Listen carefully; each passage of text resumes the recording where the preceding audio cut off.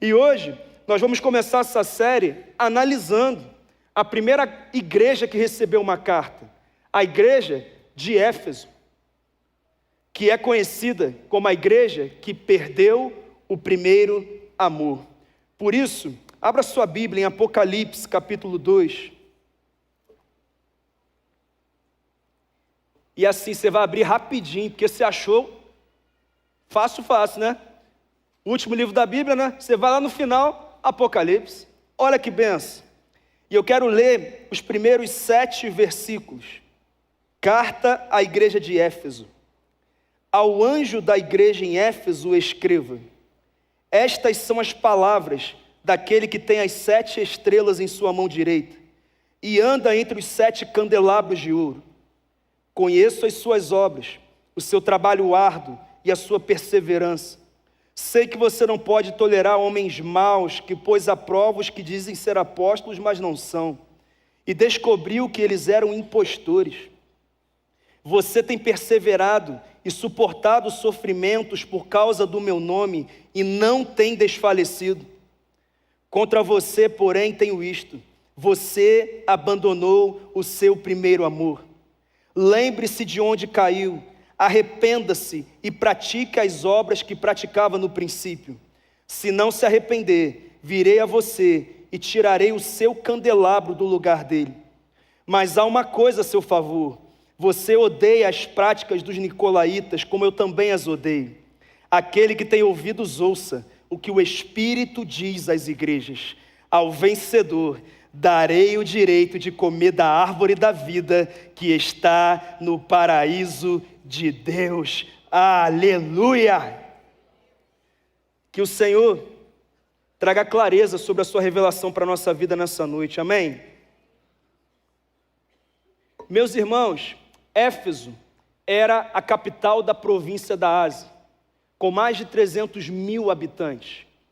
Uma cidade importante, mas que se gabava de ser um celeiro da idolatria.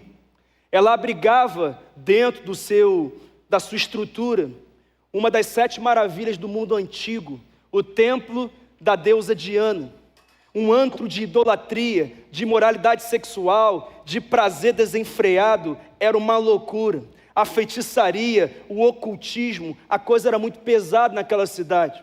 Até que em Atos 19, o apóstolo Paulo chegou naquela cidade e começou a pregar o evangelho, e ali permaneceu por 3 anos. Mas querido, eu queria que você atentasse para o que aconteceu através da vida de Paulo, porque é assustador. Ele não tinha Bíblia impressa, ele não tinha TV, ele não tinha rádio, ele não tinha redes sociais, ele não tinha internet, mas de alguma forma Deus o capacitou para ser um instrumento de um avivamento histórico naquela cidade, que colocou a idolatria de Éfeso em colapso, levando feiticeiros, pessoas envolvidas com o ocultismo, magia negra, a se arrependerem de tal forma que elas foram até a praça pública e queimaram os seus livros de feitiçaria, de ocultismo, dizendo: a partir de agora nós só servimos a um Deus, e é o Senhor Jesus. Queridos, algo impressionante, impressionante. Mas uma geração passou, e nós estamos no ano 96, e Jesus enviou uma carta a essa igreja. Jesus começa elogiando a fidelidade doutrinária dessa igreja, a ortodoxia dessa igreja. Eles realmente eram fiéis, perseverantes na pregação, na vivência do evangelho. Mas em uma questão, Jesus precisou exortar essa igreja de forma muito contundente. Ele chega para Éfeso e diz: olha, eu tenho algo contra vocês. Vocês perderam o primeiro amor. Vocês abandonaram o primeiro amor. Vocês foram se distanciando sem perceber, e agora, apesar de vocês serem uma igreja muito ativa, muito voltada para a doutrina, para o zelo da sã doutrina, vocês perderam o amor genuíno por mim, a comunhão comigo. Jesus exorta aquela igreja que infelizmente não entendeu o recado, e se você for até a localidade dessa igreja, você verá que essa igreja não existe mais. Mas ainda bem que melhor do que aprender com os nossos erros é aprender com os erros dos outros, né, irmão? Se vierem aqui daqui a uns anos, essa igreja vai estar de pé aqui nesse lugar. Se forem te encontrar daqui a uns anos, você vai estar de pé também. Sabe por quê? Porque hoje Deus quer reacender o primeiro amor na sua vida e na minha vida. O que é que nós podemos aprender sobre a igreja vencedora com a igreja de Éfeso? Primeiro, a igreja vencedora está segura nas mãos de Jesus. Vamos ler o verso 1. Ao anjo da igreja em Éfeso, escreva: eis o que diz aquele que tem as 7 estrelas na mão direita e anda entre os 7 candelabros de ouro. Meus irmãos, Jesus se apresenta com 2 expressões muito contundentes e representativas. Primeiro, ele diz que é aquele que tem as 7 estrelas na sua mão direita. Depois ele diz que é aquele que anda no meio dos candelabros. Quando ele diz aquele que tem as 7 estrelas na sua mão direita, as 7 estrelas representavam os 7 anjos das igrejas, os 7 pastores das igrejas da Ásia. Ele estava falando da liderança da igreja. E quando ele fala dos candelabros, ele estava falando da própria igreja, os 7 candelabros, as 7 igrejas. Mas, querido, mais importante do que isso é entender o que significa o que ele está falando, porque o verbo traduzido como ter, na verdade, no original, é o verbo conservar. E ele diz: eu conservo as 7 estrelas na minha mão direita. Eu queria exemplificar para você, eu estou segurando essa garrafa, mas eu não posso dizer que eu estou conservando ela, porque por mais que em uma parte dela eu esteja protegendo ela, em outras partes ela permanece exposta a qualquer coisa. Ou seja, ela não está protegida, ela não está conservada. Mas se eu segurar essa tampa da garrafa na minha mão, você vai perceber que ela está completamente conservada, você não consegue ver a tampa, porque eu estou protegendo ela por todos os lados, não tem brecha, não tem exposição, não tem perigo. Pastor, o que isso tem a ver com a igreja de Éfeso? É muito simples. O que ele está dizendo é que mesmo diante dos escândalos, das tribulações, dos açoites, da perseguição, do medo, dos perigos, das dores, das aflições desse mundo difícil, a igreja está absolutamente segura na mão direita de Jesus. Protegida, guardada, a começar pela liderança. Porque quando ele fala das 7 estrelas, ele está falando da liderança. Eu seguro, eu conservo a liderança fiel da minha igreja na minha mão direita. Mas ele também diz que ele não apenas está segurando a liderança da igreja com a sua mão direita, ele está dizendo que ele está andando no meio dos candelabros. Jesus está andando no meio da sua igreja, protegendo, guardando, aperfeiçoando os crentes, transformando os pecadores, libertando os oprimidos, salvando aqueles que precisam de salvação, transformando a nossa história, porque a igreja está absolutamente segura nas mãos de Jesus. É por isso que aquela pergunta que estão fazendo aí, o que vai ser da igreja que isso tudo está acontecendo? O que vai acontecer com a igreja do futuro? Eu estou assustado. Eita, por quê? Sabe o que vai ser da igreja? O que sempre foi. Ela sempre esteve, continua e sempre estará absolutamente segura nas mãos de Jesus. O inferno pode se levantar, mas ele não pode tocar na igreja, porque a igreja é blindada pelo Senhor. A igreja passa por lutas, passa por desafios, mas é isso que aperfeiçoa a nossa fé, refina a nossa fé, nos amadurece espiritualmente e nos prepara, porque um dia isso tudo vai passar e nós vamos morar no céu com Ele. Aleluia! Glória a Deus! É isso, totalmente seguro. A igreja não pertence aos homens, aos escândalos ou ao diabo. A igreja pertence a Cristo. Ele é o dono da igreja, Ele é o Senhor da igreja, é Ele. Pastor, mas assim, tem gente esquisita na igreja, né? Eu sei, irmão, que tem. Pastor, tem gente que não tem um testemunho decente, né, pastor? Eu sei, irmão, que tem. Pastor, tem gente que fala uma coisa e faz outra na igreja, né? Eu sei, irmão. Pastor, tem gente enrolada na igreja. Eu sei. Então, pastor, por causa dessas coisas assim, é que eu decidi que eu não vou ficar na igreja. porque eu esperava que a igreja fosse um ambiente perfeito, que ninguém me decepcionasse, que ninguém errasse comigo, que todo mundo sempre falasse o que eu quero ouvir, nunca me deixasse esperando com uma expectativa que não vai ser atendida. Então, como não está sendo assim, eu vou sair da igreja, pastor. Inclusive, pastor, nem crente eu sou, e eu já tomei uma decisão na minha vida, eu nunca vou ser membro de uma igreja evangélica, porque eu estou vendo essas loucuras, esses escândalos, essas coisas todas, sabe, é complicado. Gente que se decepciona com pastor, com líder, evangelista, mestre, obreiro, presbítero, apóstolo, com tudo, está complicado, pastor. O que você acha disso, pastor? Eu acho duas coisas. Primeiro, eu acho que você tem todo o direito de escolher se você quer estar na igreja ou não. Mas eu acho uma segunda coisa. Quem é você para dizer que não precisa ou não quer estar onde Cristo diz que Ele mesmo está andando no meio? Quem é você? É uma pergunta que nós temos que responder hoje. Porque a igreja está absolutamente segura nas mãos de Cristo. Essa é uma certeza. Mas segundo, eu aprendo nesse texto que a igreja vencedora trabalha de forma árdua e perseverante. Vamos ler os versos 2 e 3, por favor? Conheço as suas obras, o seu trabalho árduo e a sua perseverança. Sei que você não pode tolerar homens maus, que pôs à prova os que se dizem apóstolos, mas não são, e descobriu que eles eram impostores. Você tem perseverado e suportado sofrimentos por causa do meu nome, e não tem desfalecido. Meus irmãos, Jesus agora elogia o trabalho árduo daquela igreja. Aquela igreja trabalhava muito pelo avanço do evangelho. Era uma igreja dedicada, incansável. Os crentes em Éfeso não viviam o evangelho de braços cruzados.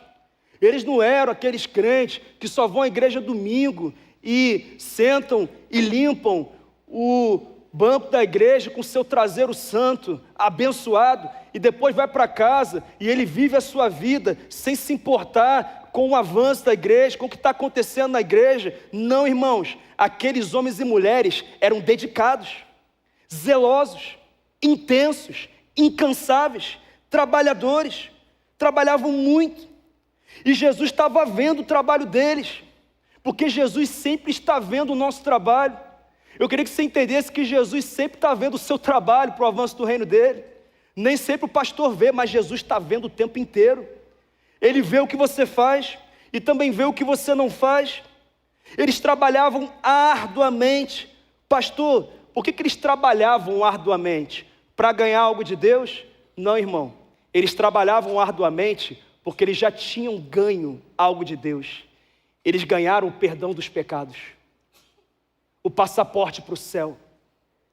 Se tornaram moradas do Espírito de Deus. O Deus do universo veio morar dentro deles. Eles estavam trabalhando não para receber algo, mas por aquilo que já tinham recebido. E nós temos que entender que nós não trabalhamos porque estamos buscando a salvação, mas nós trabalhamos porque fomos salvos.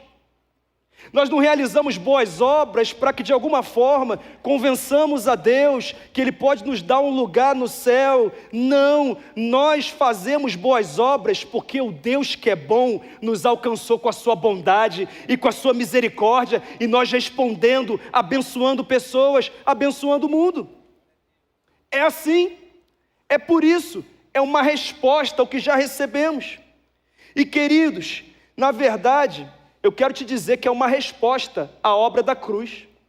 Nós trabalhamos intensamente porque estamos recebendo e respondendo a um Cristo que trabalhou arduamente por nós. Não tem como ser diferente, não tem como. Queridos, Ele sangrou por nós até a última gota, e a gente acha que vai servir um domingo por mês na igreja, e já estamos fazendo muito para Deus, porque nós temos muita coisa na nossa vida para fazer. Irmão, eu não acredito que isso seja justo. Inclusive, toda vez que você pensar que está fazendo muito por Deus, lembre-se que Ele morreu por você. Ele morreu por você, até o final. E querido, você sabe que o reino de Deus avança através do trabalho da igreja. O próprio Jesus disse isso. A seara é grande, mas poucos são os trabalhadores. Rogai, pois, ao Senhor da seara, para que envie mais trabalhadores. Ele está dizendo, ei, eu quero avançar. E vocês são essa ferramenta de avanço do meu reino. É sobre isso. Mas a pergunta que eu faço é, será que todos entenderam que a igreja vencedora trabalha arduamente pelo reino? As estatísticas dizem que não. Porque elas mostram que nas igrejas, 20% dos membros trabalham, servem. E 80% assistem e criticam aqueles que trabalham e servem. A pergunta que eu faço é, você é parte dos 20% ou dos 80%? Pergunta para o teu irmão aí. É 20 ou 80? 20% carrega essa estrutura e 80% assistem e não estão vivendo o que podem viver. Mas, queridos, isso é um conceito bíblico, é o que Paulo explica quando escreve a sua primeira carta aos Coríntios, no capítulo 12. Ele diz que a igreja é o corpo de Cristo, então nós somos os membros desse corpo. E o que tem que acontecer é que cada membro precisa cumprir a sua função. Porque quando um membro não cumpre a sua função, ele sobrecarrega o outro membro que é braço. E ele é braço e tem que fazer o que a perna tem que fazer. E quando ele tem que fazer o que a perna tem que fazer sendo braço, ele não faz nem o que o braço tem que fazer e nem o que a perna tem que fazer. E com isso o corpo não avança de forma saudável. Quem é que está entendendo, gente? O que Paulo nos explica é que nós somos uma unidade na diversidade que precisa ter mutualidade para que o reino avance de forma saudável. Nós precisamos arregaçar as mangas, fazer a nossa parte. Todos precisam trabalhar. Mas sabe qual é o problema, irmãos? Religiosidade sempre foi uma coisa saudável, mas hoje religiosidade tem sido vista com uma conotação negativa. Hoje, religiosidade é visto como um termo que se refere a quem é exagerado, a quem faz coisa demais, a quem trabalha demais, a quem é radical demais. Só que religiosidade não é isso não, isso aí é religiosidade vazia. Religiosidade é outra coisa. O que eu quero dizer é que você tem razão quando diz que não basta vir domingo ao culto se você não está aqui de corpo, alma e espírito. Eu sei, você não pode vir ao domingo no culto só para cumprir um protocolo religioso, mas você também não pode achar normal não estar aqui em nome da religiosidade, dizendo que você não está aqui porque você não é religioso. Sabe, pastor, esse negócio de domingo, todo domingo na igreja é coisa de religioso. Eu não sou não. O que tem a assistir meu time perder aqui? Né? O que tem? Ou seja, muitas vezes é isso que está acontecendo no nosso meio. E o mesmo eu posso dizer sobre o serviço cristão, porque muitas vezes algumas pessoas até servem, mas não servem como podem. Eu sei que às vezes é difícil entender isso. As pessoas estão faltando os domingos sem ter nenhum incômodo com isso. As pessoas tratam a reunião de célula na semana como um compromisso secundário. Se eu não tiver nada para fazer, nada melhor para fazer, eu vou na célula.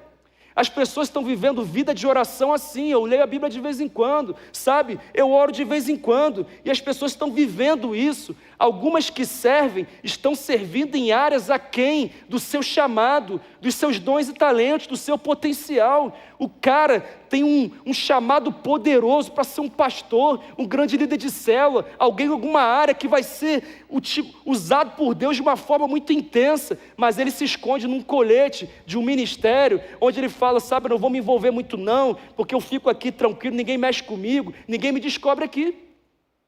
É o que algumas pessoas vivem nas igrejas, é uma verdade, e nós temos que avaliar isso. As pessoas estão entregando as sobras do seu tempo e da sua energia. Deixa eu te fazer uma pergunta, você está servindo com excelência ou você está assistindo de longe? Inclusive Jesus elogia essa igreja, porque esse trabalho árduo não era apenas no momento bom, mas eles perseveravam também num cenário complicado. Querido, deixa eu te falar uma coisa, ser crente naquela época era complicado. Naquela época, ser crente não era só você ouvir umas besteiras na tua rede social, de gente que não entende o evangelho, não era você tentar fazer um trabalho de grupo na faculdade e você não conseguir formar um grupo, porque ninguém quer fazer grupo com você, porque você é contra o aborto e a turma inteira defende o aborto. Eu sei que é complicado, mas naquela época assim, você é crente, cadeia, morte. Cancelamento, isolamento, humilhação, relações comerciais cortadas, não dá. A coisa era pesada, era complexa, era isso. Mas João diz, ou melhor, Jesus diz através da carta que João envia: olha aqui, vocês estão de parabéns, porque mesmo diante dessa perseguição feroz, vocês não têm desfalecido, vocês continuam firmes, fiéis, eles tinham uma fé inabalável. E sabe, queridos, eu preciso dizer que falar sobre isso é muito importante, porque algumas pessoas estão desfalecendo, estão esmorecendo quando passam por provas. Como que tem crente que desanima da fé com facilidade? As coisas não acontecem como querem, a pressão aumenta e já não oram, já não leem Bíblia, já estão murmurando como qualquer murmurador por aí. Já pegam o ministério que receberam de Deus, entregam de volta para ele e dizem: eu não estou aguentando não, está muito difícil. E já começam a retroceder, porque não está do jeito que eles gostariam. E vão passando por provas, perdendo a alegria. Mas aquela igreja perseverava. Sabe por quê, irmãos? Porque a fé que não suporta provações é uma fé que não pode ser confiável. Se você só é fervoroso quando os céus estão abertos, irmão, então você ainda não entendeu o cristianismo. Porque o cristianismo é entender que seja o dia mau ou bom, Ele é Deus, Ele está no controle, Ele tem as rédeas da história, todas as coisas cooperam para o meu bem, e eu tenho que perseverar, permanecer, e a perseverança deve ter ação completa, a fim de que eu me torne maduro, íntegro, sem faltar coisa alguma, como diz Tiago. Então Deus diga: é servo bom e fiel, você foi fiel com 5 talentos, passando esse perrengue, então pega mais 5 aqui, porque eu tenho coisa maior para você. Perseverança, fidelidade, continuar firme. Irmãos, o que está acontecendo lá em Salvador, irmão, é claro que é assustador, é pesado, que absurdo. Mas eu falei para o Auli: vocês sabem que cidade que a gente está entrando. É a cidade que o inferno tem feito a festa. E o inferno está dando os últimos suspiros dele, porque o tempo dele acabou. Porque a igreja está chegando para ser parte de um avivamento poderoso naquele lugar. É isso, mas está na hora da igreja se unir, se fortalecer e responder devidamente a isso. A melhor resposta é um culto lotado domingo que vem lá. Seja onde for: pastor, só encontramos um guarda-sol embaixo do sol na areia da praia para fazer o culto. É ali mesmo, vai ser ali, irmão. Porque a igreja é assim, a igreja não precisa disso aqui para cultuar não, só precisa de uma coisa: da presença, e a presença está aqui, amém? Aleluia, glória a Deus.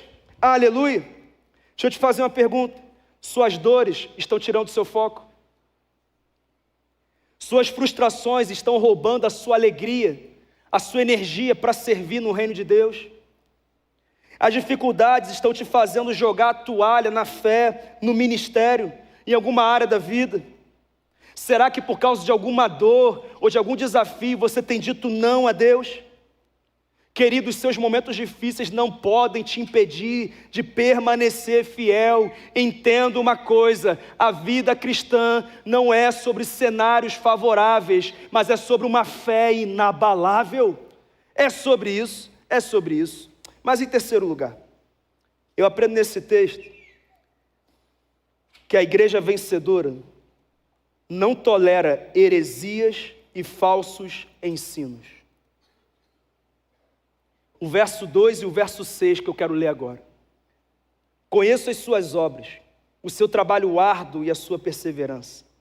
Sei que você não pode tolerar homens maus, que pôs à prova os que se dizem apóstolos, mas não são, e descobriu que eles eram impostores. Verso 6. Há, porém, uma coisa a seu favor: você odeia as práticas dos nicolaítas, como eu também as odeio. Agora, irmãos, Jesus faz um elogio a essa igreja que todo crente quer receber. Todo crente gosta de receber. Ele diz: aqui, no assunto doutrina, vocês são espetaculares. A ortodoxia de vocês é algo impressionante. Vocês zelam pela sã doutrina, pela pregação exata da palavra. Vocês não distorcem o texto e o ensino para a direita ou para a esquerda. Vocês pregam a verdade do original do texto, do contexto, do autor. A coisa aí é séria. Vocês realmente vivem uma ortodoxia muito saudável. Pastor, o que é ortodoxia? É quando nós aderimos fielmente à doutrina bíblica original, inerrável, ensinada por Jesus e pelos apóstolos. E ele estava dizendo, ortodoxia, nota 10. O que eu quero dizer, querido, que não era qualquer um que subia no púlpito da igreja de Éfeso, não, irmão. Não era qualquer um que se tornava professor da EBD, da igreja de Éfeso, não. Não era qualquer um que se tornava membro daquela igreja, não. Não era qualquer um que tinha voz ativa, que liderava algo em Éfeso, não, irmãos. Não adianta aparecer um cara falando mistério, xaramanai para um lado, xaramanai para o outro, irmão. Tinha que ser homem de Deus, mulher de Deus, tinha que pregar a verdade, tinha que ter vida de verdade. Eles avaliavam a pregação, o ensino e a vida, os frutos da vida. E se não passasse no critério, não tinha espaço. Tinha que pregar a verdade e ter vida com Deus de verdade. Sabe esses profetas de aluguel que aparecem por aí? Não tinha nem vez daquela igreja, porque eles zelavam pela sã doutrina. Eles eram sérios com as escrituras. Inclusive o texto diz que eles desmascararam líderes que se denominavam apóstolos e perceberam que eles eram impostores. Porque hoje está assim também, eu coloco um anel de ouro no dedo e eu me chamo de apóstolo e Jesus nunca disse que eu sou. Não era só lá não, está acontecendo hoje também uma loucura, uma bagunça eclesiástica. E muitas pessoas estão caindo nessa, mas a igreja de Éfeso não caía nessa, porque eles tinham zelo moral, doutrinário, era isso. E queridos, esse é um alerta a nós como igreja, de que nós devemos pesar os espíritos, provar os espíritos e saber se de fato vem de Deus. Eu tenho falado algo constantemente aqui, eu falo mais uma vez, nem todo mundo que fala de Deus vem de Deus, irmão. Nem todo mundo que prega a Bíblia é alguém que vive com Deus. Não se engane. Tome muito cuidado, examine todo o ensino, todo o conteúdo, tudo, examine. Também significa que uma igreja que quer agradar a Jesus não tem como fazer isso se abrir mão da verdade. Se ela só prega o que o povo quer ouvir e não o que o povo precisa ouvir. E esse é o problema hoje, porque em alguns lugares os crentes querem ser aplaudidos pelo mundo. Hoje tem igreja LGBTQIA+. Os pastores são um casal, homem com homem, mulher com mulher. Hoje você vai no carnaval e tem líder que se intitula pastor dizendo: carnaval não é do demônio não, está tudo certo, pode vir, isso aqui é uma bênção. E as pessoas aplaudindo, e o mundo aplaudindo, e destruindo a vida, e desgraçando a vida, e mergulhando no pecado, e pastores no púlpito dizendo: está tudo bem. É o que está acontecendo, é o que está acontecendo. E a gente precisa prestar atenção nisso, porque isso é muito sério. Inclusive Paulo já vivia isso. Em 2 Timóteo 4 ele diz: pois chegará o tempo em que não suportarão a sã doutrina. Ao contrário, segundo os seus próprios desejos, juntarão para si mesmos mestres que lhes digam o que os seus ouvidos coçando desejam ouvir. Eles se recusarão a dar ouvidos à verdade, voltando-se para mitos. É o que está acontecendo, é o que está acontecendo. Ah, queridos, isso é tão sério. Inclusive Jesus diz que tem mais um ponto a favor deles, porque ele diz: vocês odeiam as práticas dos nicolaítas. Quem eram os nicolaítas? Era um grupo de hereges que perambulavam pelas igrejas, pregando doutrinas de demônios, estimulando que eles comessem carnes consagradas, sacrificadas a ídolos, imoralidade sexual, libertinagem, uma loucura. Então Jesus diz: sabe, eu me agrado porque vocês rejeitam esses ensinos, porque eles não têm voz de influência no meio de vocês. Sabe, queridos, isso é tão sério. E eu te pergunto, será que isso que Jesus está escrevendo para a igreja de Éfeso não seria também uma realidade na igreja brasileira contemporânea? Será que as igrejas hoje estão abrindo mão da verdade, pregando outro evangelho? Será que há igrejas hoje que estão pregando o evangelho da prosperidade, porque eu só prospero, eu só cresço, e eu troco de carro todo ano, e eu moro no metro quadrado mais alto de Vitória ou do Brasil, e é só vitória, eu não fico doente? Sabe por quê? Porque Deus é comigo, e Ele é o Deus da abundância, e é só crescimento. Será que isso tem acontecido? Será que nós temos visto isso acontecer sem confronto à verdade? Será que há um liberalismo teológico penetrando nas igrejas, uma igreja inclusivista, que agora diz: olha, vem do jeito que você está e pode ficar aí, ninguém vai te incomodar, vive a tua vida do jeito que você quiser, e no final vai ficar tudo bem, e tudo em nome do amor, o que eles chamam de amor. Sabe, queridos, isso é assustador, é assustador. Nós estamos em uma época em que pecado agora é chamado de trauma, tem nome psicológico para o pecado agora, e aí estou tentando tratar com psicologia e ciência o que só é tratado com arrependimento, irmão, com confronto da verdade, com a exposição do ato pecaminoso. Sabe, queridos, isso é tão sério. Sabe, será que a gente assim é bobo por tentar viver uma vida fiel a Deus? Será que está todo mundo bem e quem está na igreja está mal? Será que é isso mesmo? Será que eu fui um bobão porque casei virgem aos 28 anos? E os outros estão aí dormindo, acordando, com cada hora com uma pessoa diferente. Será que eles estão felizes e eu que tenho uma família saudável, guardada pelo Senhor, estou mal? Será que é isso, irmãos? Será que é isso? E aqui eu não quero lançar culpa em ninguém que não teve vitória na vida sexual. Eu só estou dizendo que não dá para legitimar um pecado só porque você já cometeu ele. O nosso Deus não é um Deus que legitima pecado, Ele é o Deus que perdoa pecados. Perdoa pecados.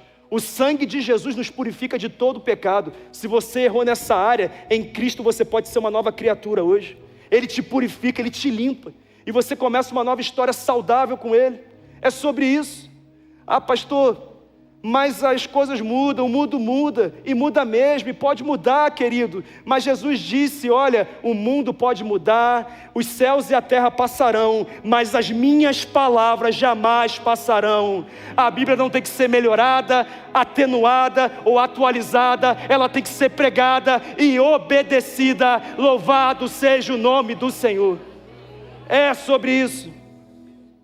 Mas em último lugar, eu aprendo nesse texto que a igreja vencedora tem a Cristo como seu primeiro amor. Sabe, querido, se você não prestou atenção em nada do que eu falei até agora, eu preciso que você preste atenção no que eu vou falar agora, porque esse aqui é o ápice da carta, esse aqui é o momento mais importante da carta, e é um recado direto do Senhor para mim e para você. Eu quero ler os versos 4 e 5 com você. No entanto, contra você tenho isto: você abandonou o seu primeiro amor. Portanto, lembre-se de onde caiu, arrependa-se e faça as obras que praticava no princípio. Se não se arrepender, virei a você e tirarei o seu candelabro do lugar dele. Agora Jesus faz uma exortação a essa igreja.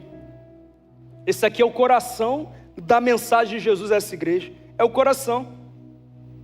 Ele diz: olha, no trabalho, nota 10. Na ortodoxia, nota 10.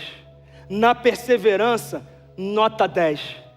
Mas eu tenho contra vocês algo que é fatal. Mesmo vocês tendo tirado 10 em tudo, vocês abandonaram o primeiro amor.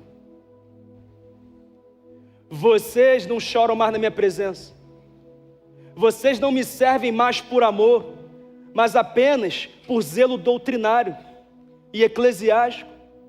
Vocês hoje cantam as músicas na igreja e nem refletem no que estão cantando.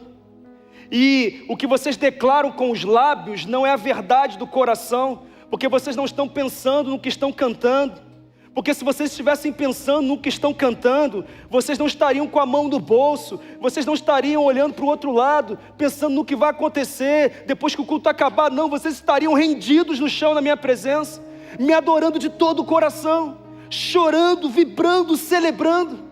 Vocês não estão adorando a uma imagem, mas vocês estão adorando ao Deus vivo, ao Deus verdadeiro, ao Deus relacional, ao Deus poderoso, ao Rei dos Reis, ao Senhor dos Senhores. Não tem como ficar indiferente diante daquele que anda no meio dos candelabros, daquele que anda no meio da igreja. Não tem como. Ele diz: sabe qual é o problema de vocês? Vocês ficam só pensando na qualidade doutrinária da pregação do pastor, do ensino do professor, da EBD, ao invés de vocês focarem em me adorar e se render na minha presença. Vocês agora têm como Deus a doutrina e não o Senhor Jesus. Agora vocês só pensam nisso, vocês só avaliam isso, mas vocês não conseguem lembrar o último momento que choraram na minha presença. Hoje, de repente vocês leem a Bíblia para conhecimento, mas não para relacionamento. De repente vocês oram para cumprir um protocolo religioso, mas não para se encharcar na minha presença. Está faltando isso. Jesus foi muito direto com aquela igreja, muito direto. O problema é que Jesus era um dos amores, ele não era o primeiro amor. E Deus não divide sua glória com ninguém, irmão. Ou ele é o primeiro, porque o segundo ele não vai ser. E a gente tem que entender isso. Uma igreja pode ser teologicamente correta, ativa no ministério, perseverante na luta contra o mal, mas sem amor, ela está à beira do fracasso. Eu te pergunto, será que nós temos feito as coisas para Deus por amor? Ou será que nós estamos falhando nisso? Sabe qual é o problema de Éfeso? Eles entraram no automático. E a gente corre esse risco de, sem perceber, entrar no automático. Nós aprendemos os cacuetes de crente. Nós aprendemos as falas de crente. Mas às vezes nós não estamos vivendo a essência do cristianismo. E qual é a essência do cristianismo? É o relacionamento genuíno de amor com Cristo Jesus. É intimidade com Ele, é profundidade com Ele.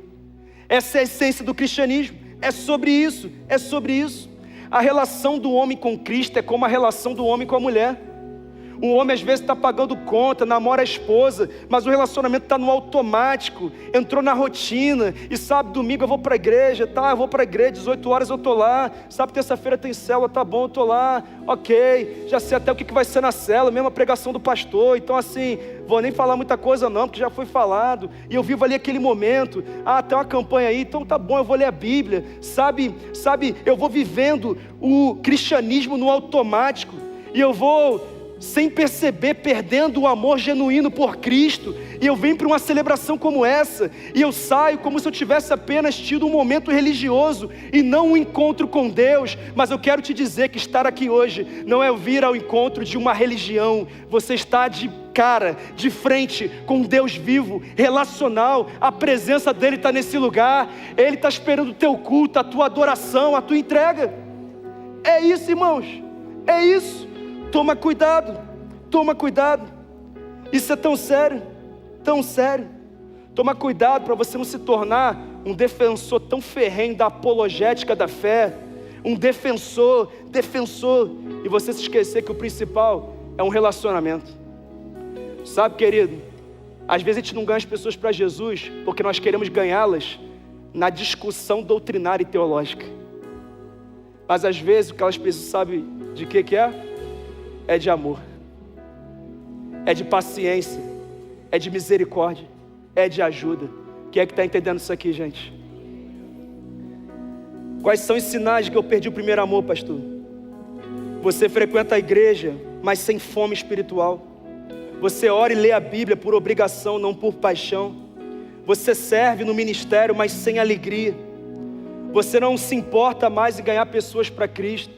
Mais um ano está passando e você ainda não tem esse desejo e essa intencionalidade para ganhar pessoas para Cristo. Está tudo bem, porque você está focado em servir na igreja e viver a sua vida pessoal.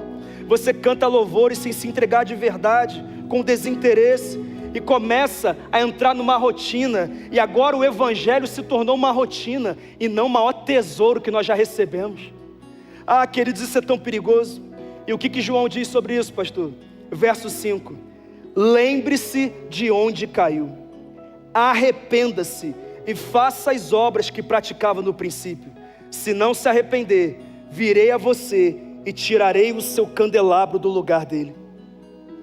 Jesus chega para eles e fala: já mostrei qual é o problema. E o único caminho para resolver o problema é se arrepender.